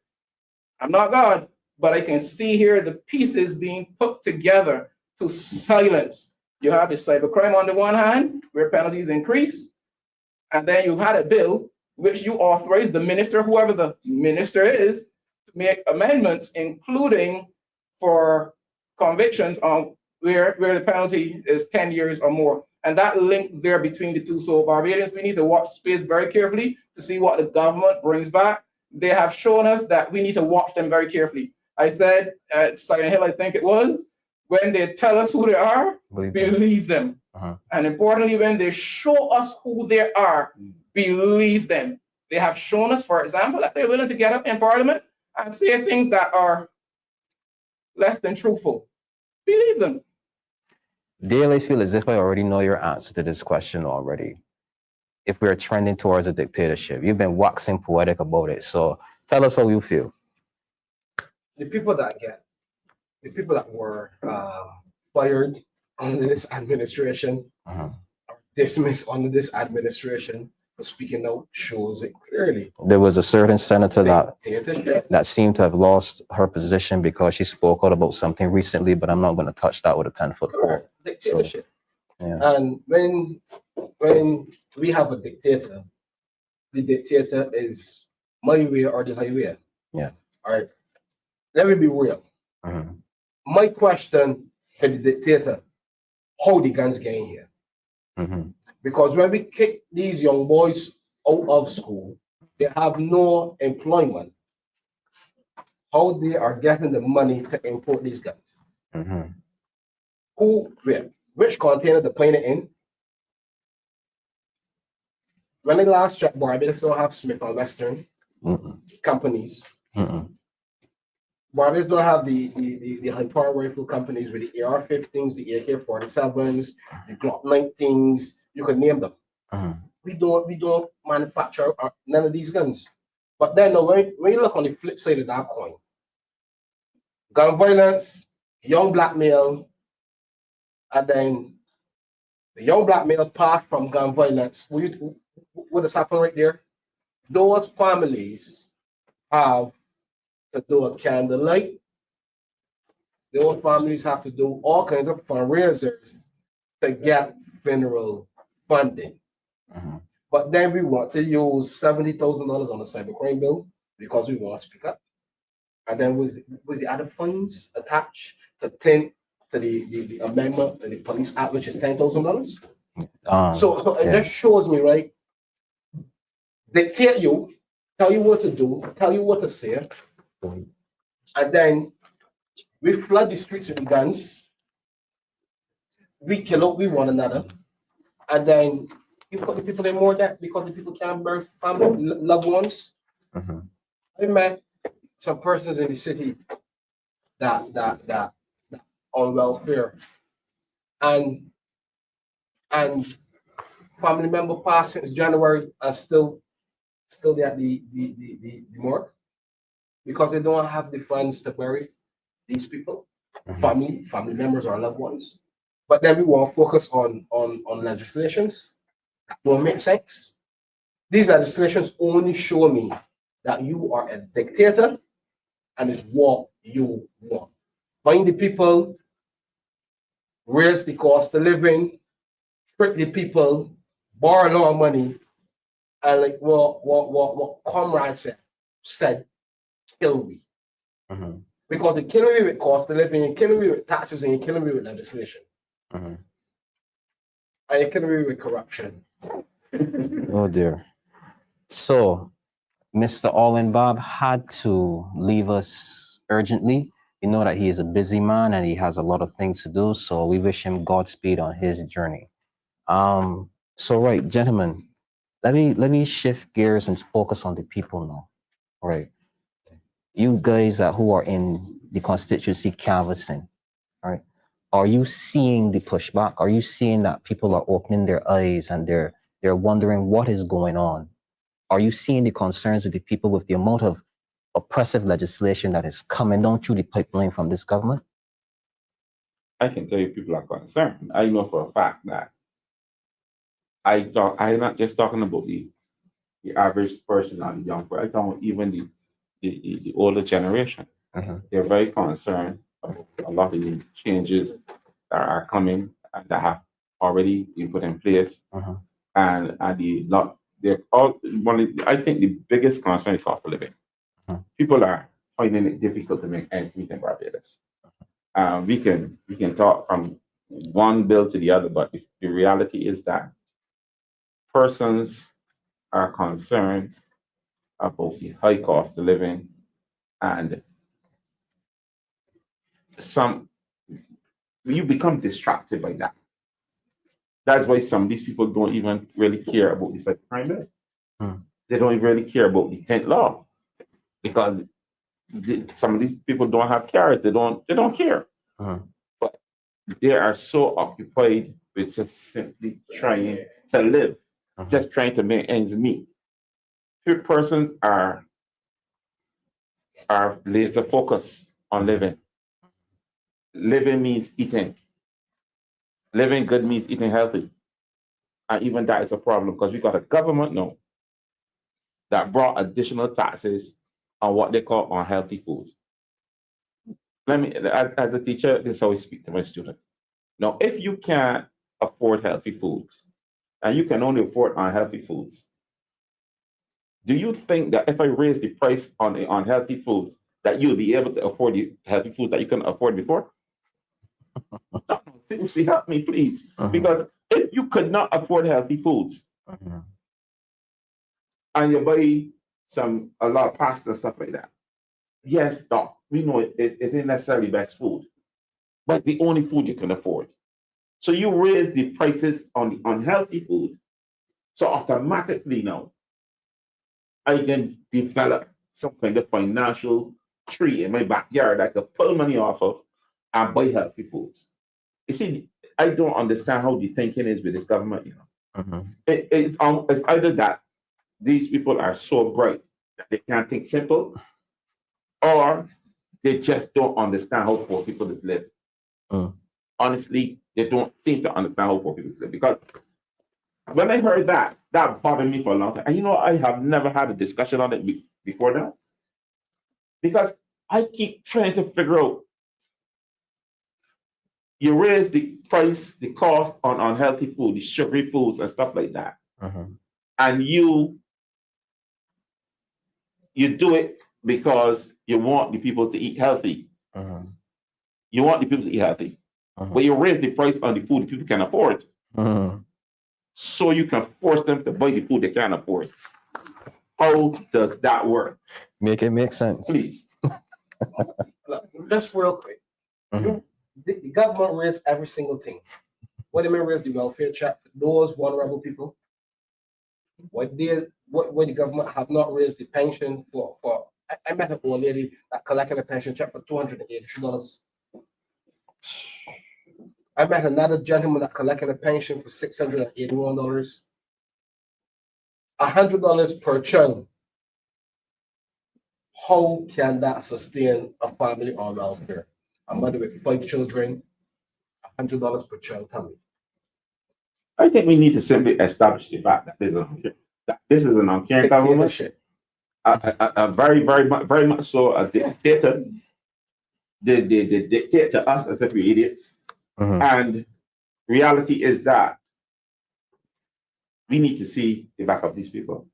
The people of Barbados need to see the back of these people. Because there's clearly no hope for the average person in Barbados, you know. They say that they care.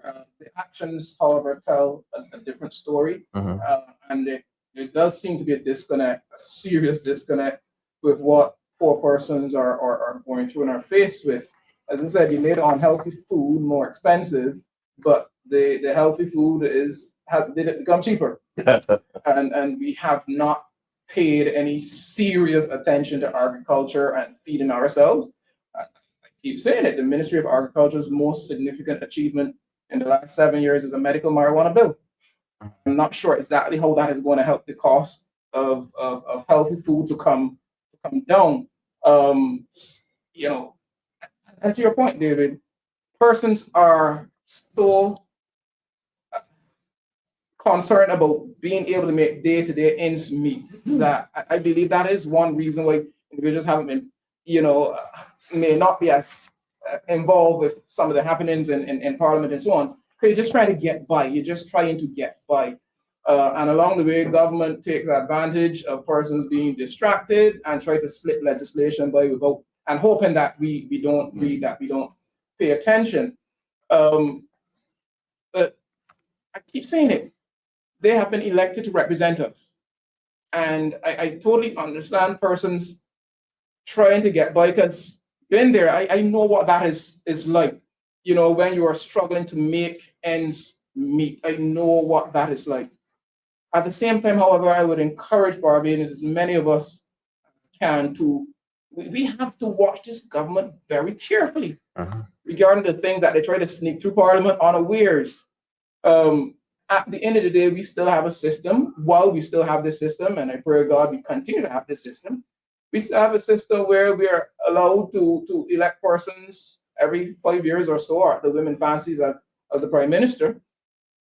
And this is where we have to let our representatives know that you are elected to represent us. You're not elected to represent your party. You go to Parliament as a duly elected representative of a particular constituency. And I know in our culture, we have a culture in Barbados where we vote party, and that is a person's right to vote for BLP, DLP, for whatever reason. Yes, that is our right. But we have a saying where I don't care what they do, them is my people. I'm going to vote for them. And you know, this government is seemingly taking advantage of that. So I really would encourage persons that if we look at the legislation that they have tried to pass, a number of which we discussed tonight, that clearly fly in the face of the best interests of the people, where you're criminalizing, you know, law-abiding citizens. You know, let it serve to encourage us of the need to pay close attention, to watch this government carefully, and to get into the areas of our parliamentary representatives, if we can find them. Because I understand a number of them don't frequent their offices. And to remind them that they're there to represent our interests. And if there's a particular matter that is of great concern to us, that's what we send you to Parliament for. And if you cannot do that job, you need to resign. You are not there to represent your leader. You're there to represent the people of Barbados. So when the people of Barbados raise noise about cybercrime legislation, raise noise about intersection of communication, when we raise noise regarding the tint legislation, and I use the word noise, because that's what the government officials have used, the parliamentarians, right? You know, that is significant. You are there to reflect our interests. It is akin to you are there to impose our will on you as opposed to your will on us. I remember one MP said, you know, to be in a conversation that if we can't reach consensus, we will just have to govern. Wow. We will just have to govern. Oh, that's... Which is akin to, well, if we can't bring you around to our way of thinking, we will have to do what we plan to do anyhow. And that is the attitude. That's ominous. Even if they didn't say it, that's the attitude, but that was said to my ears. We will just have to govern. We will do what we have to do, but you like it or not. Like and that is the attitude, but you are not there to represent or to serve yourself or to serve any one maxim leader. You're there to represent the interests of the people of Barbados. And Barbadians, we need to remind our elected representatives that that is their job. That is their job. Not Wickham. Like I said, we don't want rulers. We don't want rulers. I don't think Barbadians want rulers. I think that Barbadians, the well-educated Barbadian people that we are, we have the ability to think for ourselves. We don't want anybody to think for us. We want leaders. We want people who are going to come to the front of the pack and stave off all the attacks. We want the wolf to the front. And if you're willing to come to the front of the pack, there's something that I would mention now. And I hope that the producer of this show will take this seriously. We need to discuss the idea of recall, political recall, because I don't feel, and I'm very serious about this one, right? The people should be able to recall politicians when they are not performing. And this government has had the greatest mandate in the history of Barbados when it comes to political representation of the people. And there are a lot of dysfunctional members of parliament in this government. St. George North, I won't keep too much noise about it because I think the people have become accustomed to not being represented. they have become accustomed. Understand? In general, let me put it this way: we got a representative, and to put it in a figurative term, who belly full. Belly full, and you ain't hungry, so you ain't turning up for work, you ain't coming to the party, you're collecting on behalf of the people of St. George North and the workers of Barbados, and the people of St. George North are being ignored. We've been left out. Thank you for your service. I really wish we had the power of recall. Honestly do. You know, it's we people have had enough. Enough is enough. That's the way I want to put it, Damien. Enough is enough. Dear, what about you? No? So, ladies and gentlemen, I think that just about brings our program to an end. So I have a few announcements for you. Well, one announcement, and that is the Democratic Labour Party invites you to its 70th Annual Conference 2025. The dates and times: Friday, August 22nd at 5:30 p.m. to 9 p.m. Saturday, August 23rd, 9 a.m. to 6 p.m. Sunday, August 24th, 8 a.m. to 6 p.m. The venue: DLP headquarters, Kenton, George Street, Belleville, St. Michael. Gentlemen, I want to thank you all very, very, very much for coming in and sharing your views on this topic. We could get you on the hook for part two. You think we need a part two of this? Yeah, I think we need a part two. We really need. There's some issues. I mean, I think we're beginning to Just touch the surface. And people are concerned. Okay.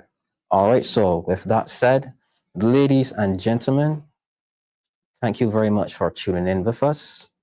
Good night. Good night.